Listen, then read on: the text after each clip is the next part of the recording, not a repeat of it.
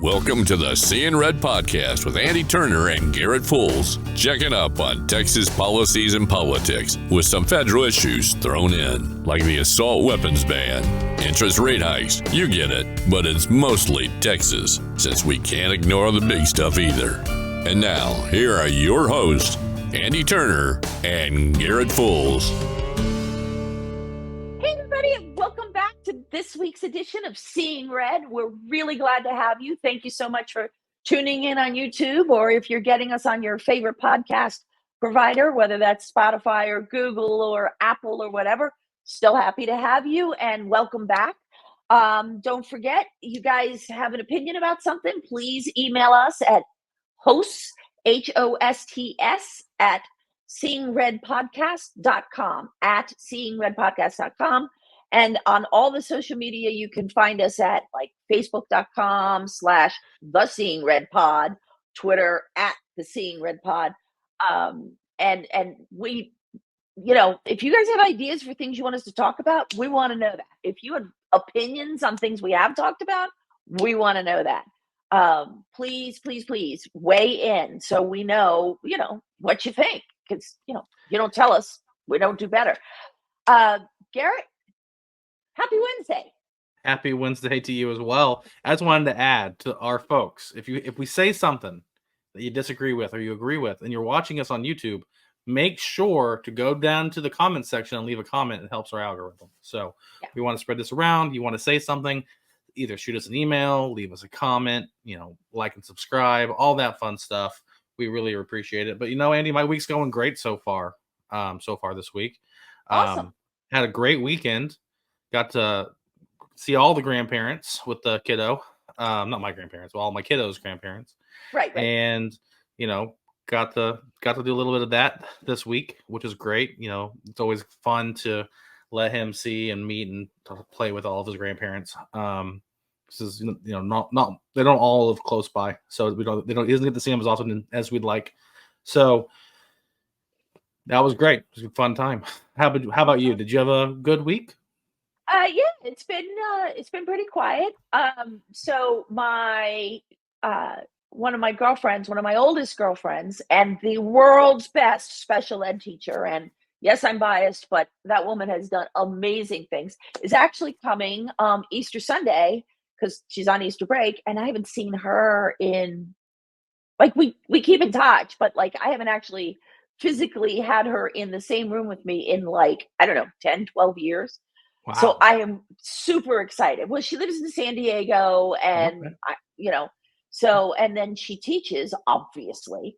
And then over the summer, she's busy with her son. And so over spring break, I think her son is going to visit some relatives. And so she's got time. So she's going to boogie here. And she says to me, so I need to know what to pack. What do I need to bring? And I'm like, sweetie, it's Texas. It's Texas. Even if we go to Capitol Grill in Austin, a nice pair of jeans and a pretty blouse will be fine. I fully go to Capitol Grill, jeans, my fancy cowboy boots, and whatever, shirt that isn't a t-shirt type thing. Right. And it's Texas. So I had to sort of, because she lived in Maryland for a long time. So I had to explain to her, think, Eastern Shore, not DC. Right. So yeah. So that this is the Texas, even in its urban areas, is still country. And so anyway, she was like, oh, so cool. So I'm really hoping for some decent weather, but I'm so excited to see Holly. And so there's that. And then my brother-in-law is coming just in time for the eclipse. Okay. So, which is April 8th. Make sure you know where you're going for it. I'm going to be in my backyard. Well, I'm talking to our viewers. Yes. Our eclipse viewers in our audience. Yep. And so I did a little research yesterday online. Not all eclipse glasses are created equal, by the way.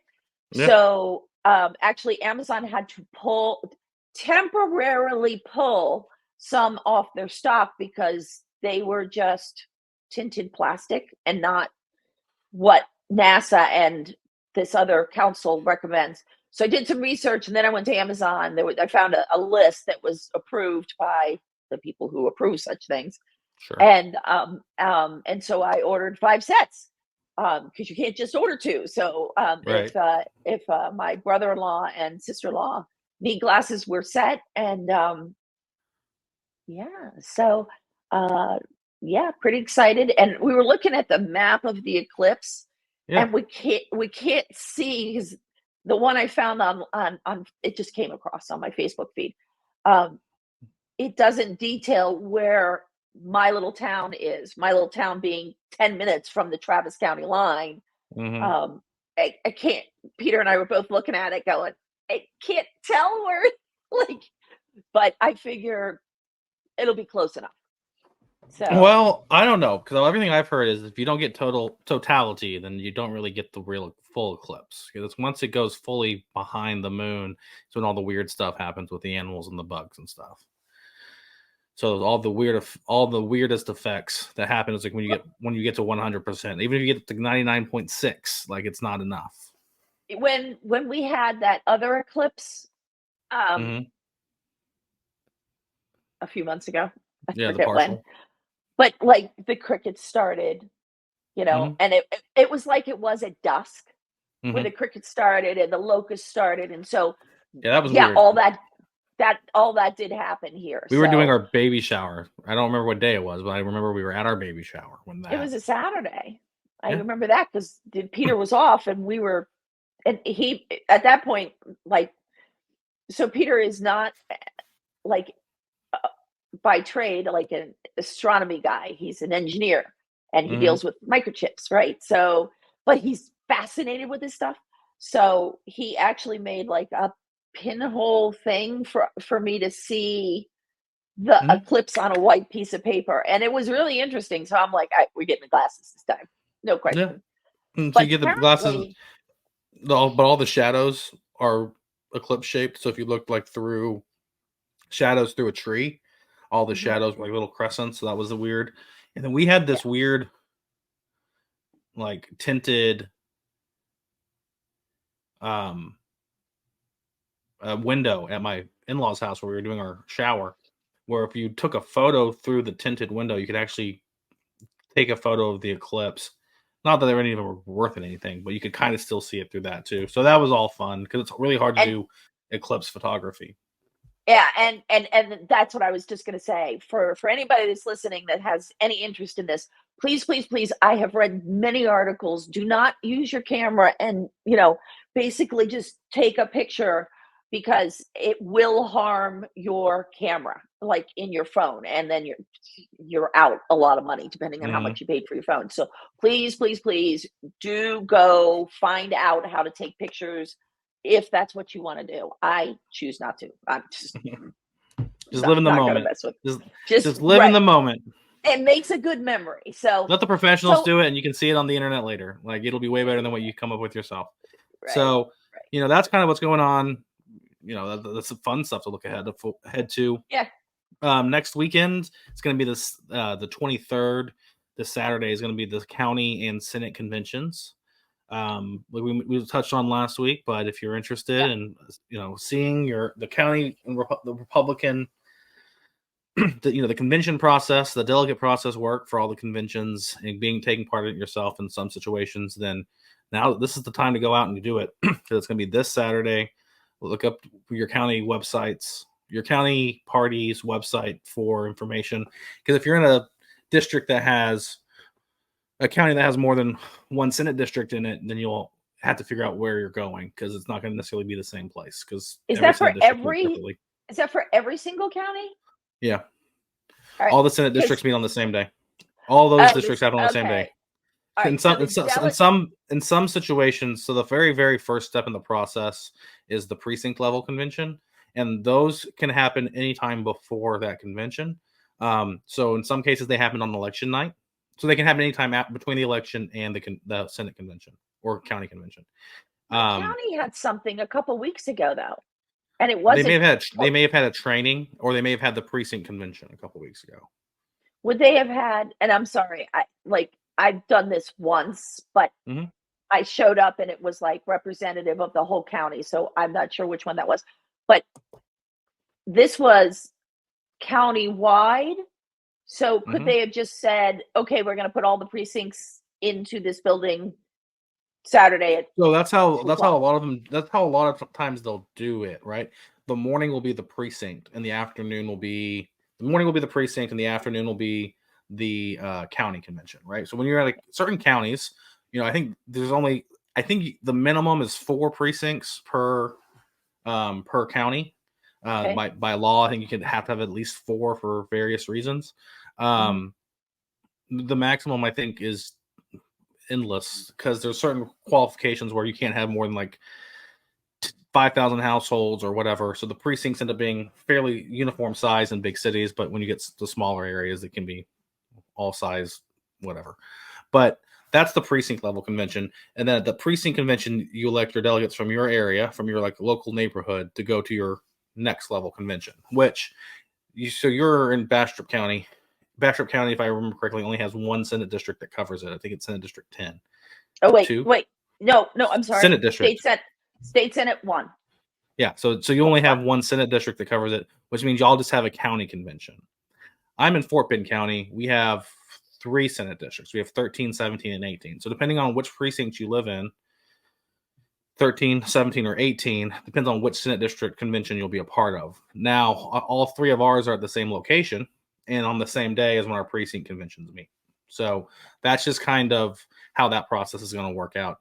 You go, you pass resolutions, you don't pass resolutions, you go on to the next level. It's a good way to meet people who are active in the party, to hear from your elected officials and your candidates for the next year, and to kind of get a feel for like what it is to be an actual member of the party infrastructure itself. So it's a good time. And then they also, elect people who will go represent the county or the district at the state convention, and Right, all and that that's fun the stuff. one I was at because somebody who was running for an office in the RPT had asked me to go be a delegate so that I would be helpful to them. Sure. And so that was interesting because nobody knew who I was except Yeah. one person. And I said, "Well, like, what if I like bring my resume to the committee?" A- And and so I did, and I walked into the room, and the head of the committee, really a nice man, um, the head of the committee was like going through all the applications, and I'd filled out the application and attached my resume, and and he said, "Hey, how you doing? Nice to meet you." And I said, "Hey, I'm me. Hi." And so like only one other person, like the committee filed in, and like one other person sat in the back to watch, but he wasn't interested in being a delegate. And so they were like, "Well, come sit at the table with us and like be part of the committee." And I was like, You can do that here?" Like, and he was like, "Yeah." And so I got involved, and it was fun. And so, you know, it was a good time. And then we went digital for the convention. But I've been to Yeah. many state conventions, and they are a good time. Whether you go to the fun stuff or you go to the whether you're just watching the floor action, you're there to vote, whatever. Well, there's going to be a lot of floor action in this one I when we get would to the state imagine. convention, because Republican Party of Texas Chairman Matt Rinaldi has announced that he will not seek reelection and will finish out his Yes. term. Very We at happy Seeing about Red that. podcast applaud him for finally taking our advice for once and Yeah, getting out of the way. yeah. No, I mean it's good news in that he won't be there, but it's going to be an open contest for the seat. So there's going to be a lot of people throwing the hats in the ring. The person that Matt Rinaldi and all the Defend Texas Liberty crowd immediately backed within minutes of Rinaldi announcing that he wasn't running is Abraham George, who I've met on a number of occasions and who I've Really? never had I mean, he was the county chair for Collin County, which is just north of Dallas. It's Mhm. where Ken Paxton's from. It's Plano, McKinney, etc. And so I've Oh. met him a number of times. He was on the SRAC. I liked him as a person back then. He was, nice enough guy. He decided to go full Paxton, and was one of the people who decided to run against the Collin County delegation. Because remember, if you recall, all the Collin County state reps voted for impeaching Ken Paxton. None of them have lost yet. I think 3 of them won outright, and Candy Noble, who beat Abraham George, was one of those. She won by a significant margin. But he's, former county chair, former candidate. So, I mean, the county chair before Rinaldi was a one-term congressman who got beat by a Democrat. The next person, Rinaldi, was a 2-term state rep who got beat by a Democrat and lost his seat. And now we have Abraham George, who was a one-time candidate who lost in a primary. So it just seems like we're getting worse and worse resumes as we from this group. And it's just, can we get somebody who's beat Democrats, who's even beat Republicans? That'd be great. Well, and my issue is, in my viewpoint on things, Matt Rinaldi has not been good for the party. He might be, I've never met him. He might be the nicest human on the planet. I have no idea. This is not a comment about him personally. This is a comment on his job performance. And, you don't get involved as the RPT chair under that title. I am the RPT chair and I endorse. No, you don't do that, because you're there to support all Republicans, all of them. Now, as a private individual, you don't lose your First Amendment rights. So if Matt Rinaldi wants to go work on somebody's campaign or give them advice without his title, he's free to do that. But he cannot go to the press or issue, no chairman should do this. The primaries are the primaries, and they are for the people, for Republican people to figure out who they want to advance to the general. That's what they're there for. And because you are chairman of the state party and there are many shades of red, you need to represent all of them instead of making them feel, like, oh, well, if you don't support my guy, then, go away. That, first of all, that's bad for fundraising. Well, yeah, of course. I ain't never going to give anybody like that money. But, right. I mean, full stop. But when you only represent one faction of the party, you're only going to get money and support from one faction of the party. And the strength of the party comes from the fact that there are multiple factions that can get along on certain issues and push those through, right? That's where the strength comes. So, like, if you have somebody who's a big, who's like a solo voter, what's it called? A single issue voter for pro-life issues. Right. Well, they only care about pro-life issues. So, like, your party, but they'll need to support candidates that might be, pro-business on some issues, or, whatever the case may be, right? But they know that when it comes to a pro-life issue, you push that one forward, or however that case works. That's how the party works. It's how you build a coalition, is you find where you can agree on things on a certain issue and you push in that direction. Yeah. Right now, what we have is that we have the people who have taken over the infrastructure of the party have been the most, have come from one particular faction within the voting coalition of people who go out and vote for candidates in the general election. And we're getting further and further away from working as a group to only working for one faction's benefit. And what happens when that happens is you have a party break, where you just lose voters and you start losing general elections. If you're only representing 70% of the party or 60% of the party, whatever the case may be, even if it's a big number, when you lose that 30%, and they either don't vote for you, your candidate, or they vote for the other candidate, those are massively bad things for the health of a longevity of a party. And we're seeing that right now in the fact that we have lowest convention turnout numbers in a long time. We have terrible fundraising. I'm not entirely sure how they've paid for the convention thus far. They've had to cut the election integrity unit. I don't think there's nearly as much staff. We've had almost no infrastructure from the Republican Party of Texas itself over the past 2 election cycles, and I don't see it coming in again in this next election cycle. There's just not money for it because no Well, one's he didn't do it. donating. Matt Rinaldi did not do the fundraising that I would expect, and most people would expect an RPT chair to do, or any state chair. Like I can count on one hand the number of communications in the last year and a half that I've had asking for money for the RPT, and that whether that's hard mail or email or text or whatever.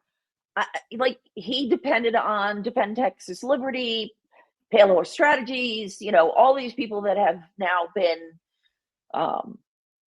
had been forced to rebrand. Yeah. So because of dubious activities, which we've talked to you guys about forever, so I won't go through that again. But and also like your job is to get more Republicans in seats, and whether that's more Republicans voting, like, showing up, registering to vote, showing up on election day, raising money, and filling, state and federal seats with Republicans. That's your job. Your job is not to take sides. Yeah. And so anybody that Matt Rinaldi, either Matt Rinaldi or anybody that he endorses, and I am not a delegate to the RPT this year. So, but if I were, there is no way I would be voting for them, because I don't care for the way that Matt Rinaldi has run the party. And these factions you're talking about, Garrett, like, you're leaving people out.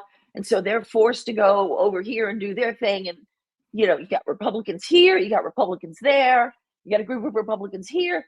And no, we're supposed to be working together. And I've said it before on the show, and I know you're sick of hearing it from me, but Reagan said, if we agree on 7 of our 10 issues, then we are friends and we can work together.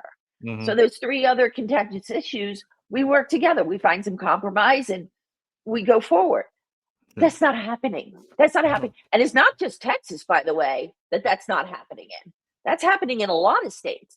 But I have my own theories as to why that is, and sure, I won't go down that road.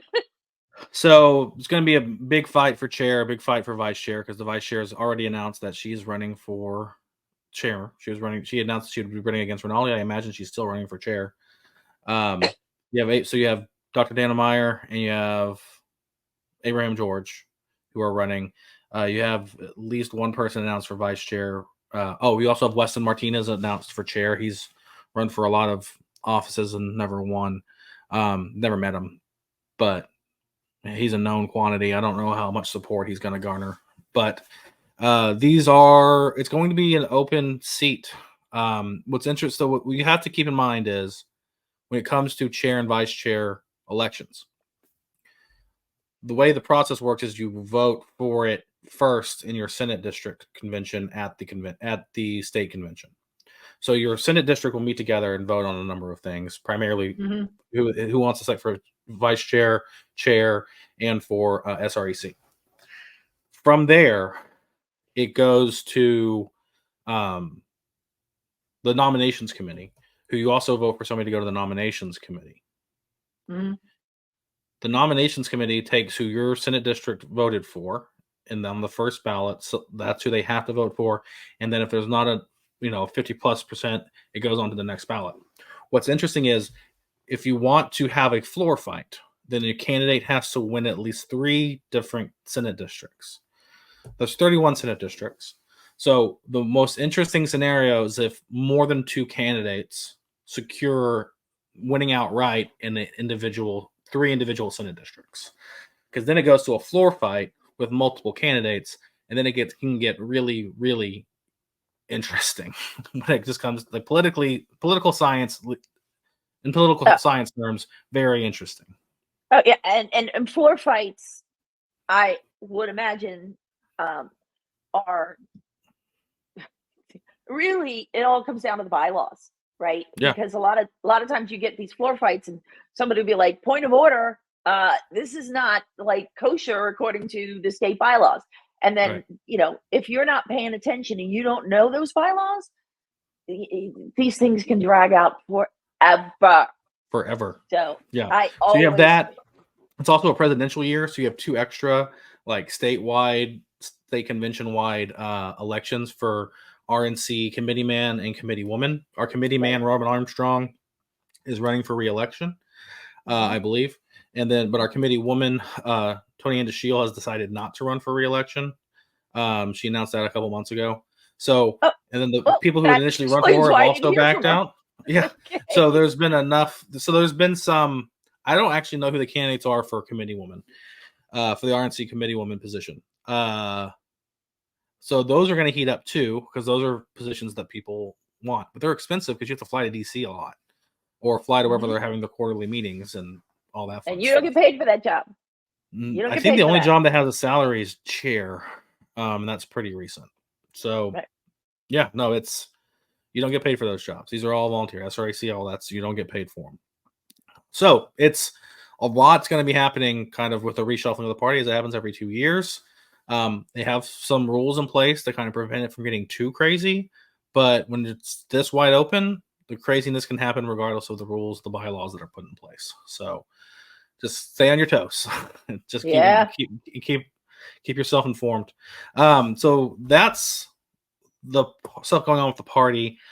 We haven't really touched on it because neither Andy nor myself are particularly well versed in why it happened or what could prevent it. But there was a terrible wildfire up in the Panhandle that looks like it's finally been contained, and they're working to put out. A million acres, lots of heads of cattle. Some folks have passed, I think. You know, it's a terrible emergency up in the far north of Texas. So it is the worst wildfire in Texas's history. Okay. And the only thing we do know at this point is that Texas A&M went out to figure out what was the cause of the fire, and it was due to power lines. The company that owns the power lines is saying, no, we weren't negligent. Of course, I mean, I would too.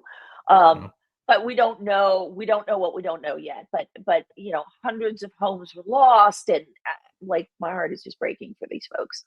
Yeah, So and it's just a wreck. But I don't believe that area is covered by ERCOT. I think that area is covered by one of the national grids. Right. And I don't know, and that's so it's one of these things where I don't really know what the rules are in place for it, or at this point what laws the legislature could change or not change to prevent it in the future. But when you have dry plant matter, high winds, and a spark, this can happen. And Texas has wildfires fairly often. I think you live in an area that was devastated by wildfires about 12 years ago. I'm not even sure. You might be in an area that was burnt itself. I'm not entirely sure where those fires were, but regardless, that like the Bastrop fires were awful. And they got a lot more attention because they were in Austin and the smoke kept blowing into the city. So legislators were aware of it happening. Right. It's harder there's not as many people up in the Panhandle, and there are not as many people in power who are impacted by it, but the ones who are trying to, raise the alarm, right, and let people know we got to do something. And we wanted to help echo that and say, I don't have a solution. This emergency management is not something that I have much experience in at all, and I don't really have any experience in or much knowledge about, I should say. So I just want to say this. Yeah, nobody can say, oh, this is what we should do until we know exactly what happened with those power lines. Mm-hmm. Like if there was some negligence, and I'm not saying that there was, please God, don't anybody say that Andy said on air that, but we need to know what happened with those power lines. And until that is established, you can't figure out how to prevent this problem in the future. Yeah. So when we know, we'll bring it back up. But keep your thoughts and prayers. Send good karma and whatever it is you have good. Send to the folks who lived on a little over 1 million acres in North Texas, who were affected by the wildfires, because I imagine a great many of them were farmers, and that is wiped out. everything for them for the year. So, Oh, for sure. Like yeah. livestock, produce, their homes, their equipment. Like when a wildfire Because comes being a through, it just leaves destruction behind. yeah. So those are the two main things we want to talk about this week. There are a couple more major news stories that popped up that we want to get your input, the viewer and the listener, to see kind of which one we should get a little bit more feedback about, so that we can kind of research a little bit more and come back to you next week.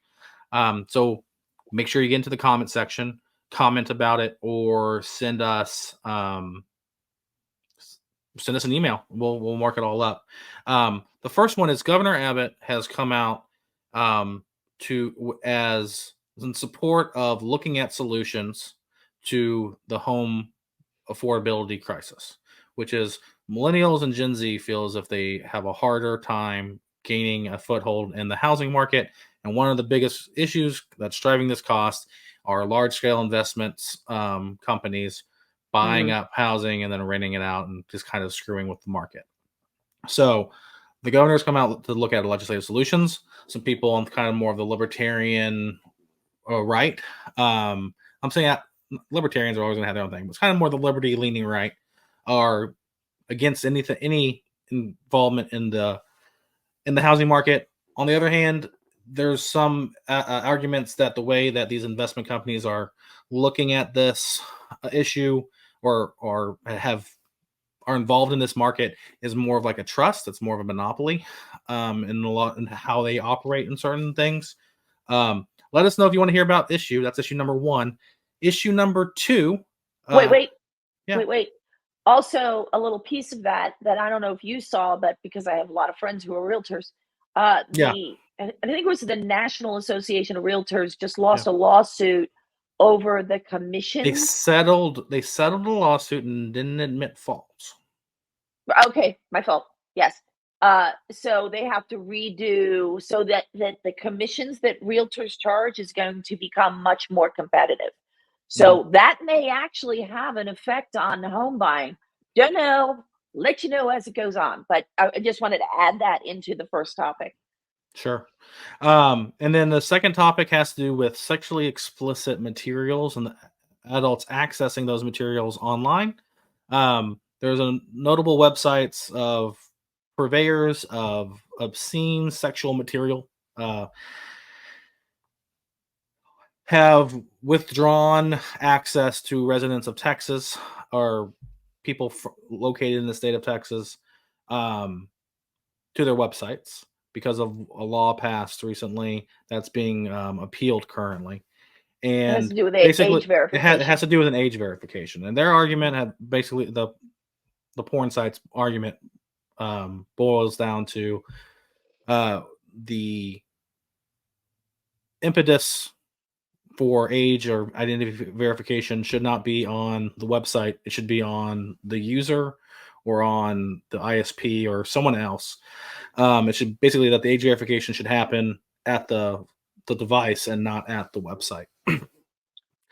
Among other First Amendment complaints and queries. Neither of these topics are ones that Andy and I know. On these issues, we know a little bit more of some of the more constitutional and more kind of national implications, but both of them we're going to take a little bit of time to dig into. We wanted to hear from you what you're more interested in hearing about. So that's topic number 2. And if you have a third topic that you really want us to look at that we just haven't highlighted yet, throw it in the comment section. Shoot us an email. Hosts, HOSTS at seeingredpodcast.com. At Seeing Red Podcast. At seeingredpodcast.com. And, we'll tackle one of those in the next week or 2. Yeah. So, on I think this is the last thing. I was reading recently that there are a couple people who write for a living, and they think, in my opinion, erroneously, that the Dade Phelan race is a what's the word I'm looking for? It's a mandate, there's a better word, but a mandate on his role as speaker. Referendum. Well, thank you. it just went right out of my Yep. head. So they think it's a referendum, like the runoff is a referendum on his role as speaker. And now there's always going to be some people living in his district who will judge whether to vote for him based on that.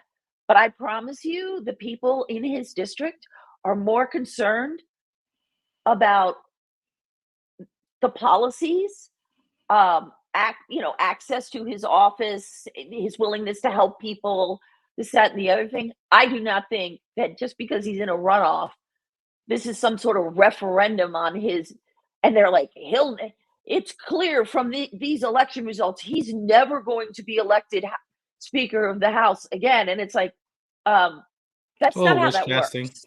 It's wish casting on their part. It's just not how it works. Former Speaker Bonin was on a news show, a local news show recently that I think Scott Braddock highlighted it, where he basically came down completely on the other side. If Speaker Phelan wins his reelection, he thinks he'll definitely be reelected as Speaker.